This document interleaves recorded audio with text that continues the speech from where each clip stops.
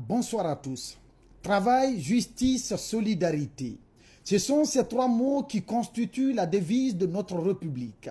Ils sont censés refléter notre manière commune de penser, de sentir et d'agir. Autrement dit, que chaque Guinéen, en plus de son sentiment patriotique, pense d'abord au travail. Le travail pour se nourrir et se nourrir pour sauvegarder sa dignité. La dignité sans laquelle nous ne serions être un peuple indépendant. En second lieu, nous avons choisi la justice. La justice pour réguler notre société afin que chaque citoyen puisse se sentir en sécurité. Que chacun puisse mériter de manière juste ce qui lui revient de droit. Enfin, nous avons choisi la solidarité. C'est là pour que nous ayons les uns envers les autres une aide mutuelle quand le besoin se fait sentir. En clair, pour qu'on puisse partager ensemble nos bonheurs et nos malheurs.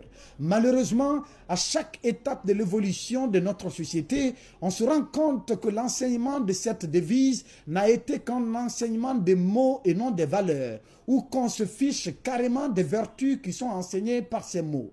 On parle de travail alors que ça ne travaille presque pas dans le pays. Les motivations vers le travail disparaissent de jour en jour. Les formations devant aboutir au travail ou permettre aux enfants du pays d'avoir du travail ne sont presque plus enseignées ou non adaptées aux besoins d'emploi. Le pays compte plus de demandeurs que de donneurs, plus de mendiants que d'argent, plus de délinquants que de fabricants. Malgré tout, il y en a aussi parmi les enfants du pays qui ont choisi le chemin de la facilité. Ils estiment qu'il y a une alternative au travail pour gagner sa vie. Ce sont eux qui sont devenus des crieurs publics derrière nos présidents, ministres et directeurs généraux. Il y en a d'autres qui sont devenus des insulteurs publics. Leur industrie s'appelle Facebook et la matière première n'est autre que le mensonge. Il suffit de leur confier des grossièretés et filer quelques billets de banque ou avoir des choses contre leurs parrains haut placés pour qu'ils montent à cheval pour s'attaquer aux bonnes gens.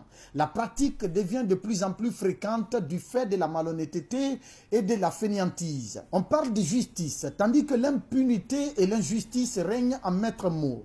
Les justiciers ont préféré la félicité des autorités à la confiance des justiciables. Pendant ce temps, les autorités au niveau exécutif prennent possession du droit. Elles décident d'envoyer en prison qui elles veulent, comme elles veulent et quand elles veulent. Au même moment, les nantis continuent de se payer la tête des magistrats pour leur faire prendre des décisions à leur guise sur le dos des populations en faisant taire le droit. D'ailleurs, comment compter sur une justice où chacun lit différemment les lois, écrites dans les mêmes termes et dans la même langue, avec un ministre qui fait feu de tout bois dans l'absolutisme? On parle de solidarité. Et oui, la solidarité dans un pays où les gens préfèrent la cupidité à l'honnêteté. Un pays où chacun se réjouit du malheur de son prochain. Un pays où nul ne s'empêche de dormir pendant que son voisin est en larmes. Un pays où le deuil ne fait pas taire les mouvements de réjouissance. Ainsi, le rejet de l'autre est devenu la règle du jeu.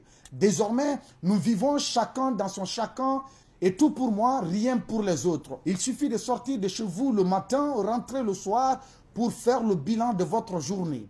C'est pourquoi il nous revient, nous les jeunes, la lourde responsabilité de revenir et faire revenir nos concitoyens aux valeurs cardinales de notre société et aux fondements d'un État responsable pour travailler et aider à travailler. Être juste envers soi-même et envers les autres et tenir la main de son prochain quand il en a besoin. Bref, soyons des citoyens modèles pour faire de notre pays un pays modèle. Comprendra celui qui veut comprendre.